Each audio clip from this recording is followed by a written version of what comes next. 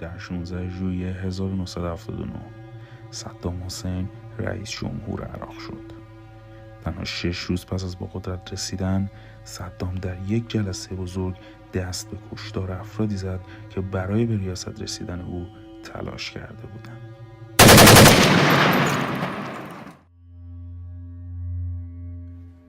در سال 1979 میلادی صدام البرک را مجبور به استعفا از ریاست جمهوری عراق کرد و خود با کمک دوستان همحزبیش در 16 ژوئیه 1979 به عنوان رئیس جمهور عراق اعلام شد.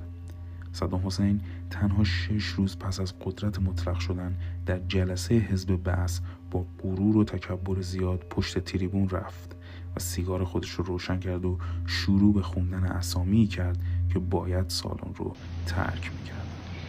اللي راح اقرا اسمه يقوم يردد الشعار ويلحق ربعه.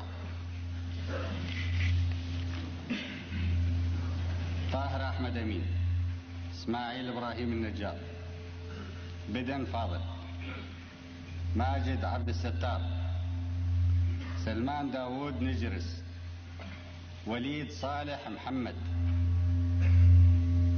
راز ابراهيم ايوب، غسان مرهون، احمد ابراهيم صالح، محمد مناف الياسين.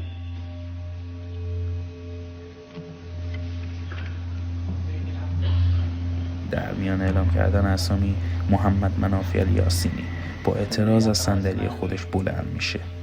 صدام بدون اینکه به صورت اون نگاه کنه میگه اسم داخل لیسته. از سالن خارج شد. موقع خوندن اسامی سکوت مرگباری در سالن حاکم میشه.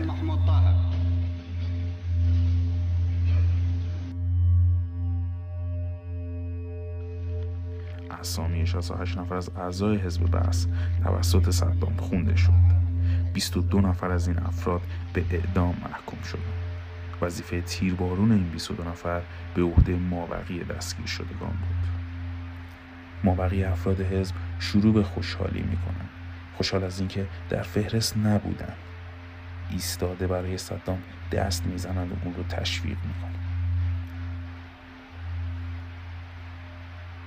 افراد داخل سالن بدون توجه به اعدام دوستان و همحزبیاشون به رقص و پایکوبی میپردازند. صدام به ظاهر روبروی دوربین اشک میریزه که تحت تاثیر قرار گرفته، اما افراد باقی مونده حزب برای اینکه سرنوشتشون به اعدام ختم نشه در تمامی جنایت‌های صدام شریک شدن. تاریخ فقط برای خوندن نیست، برای عبرت گرفتن.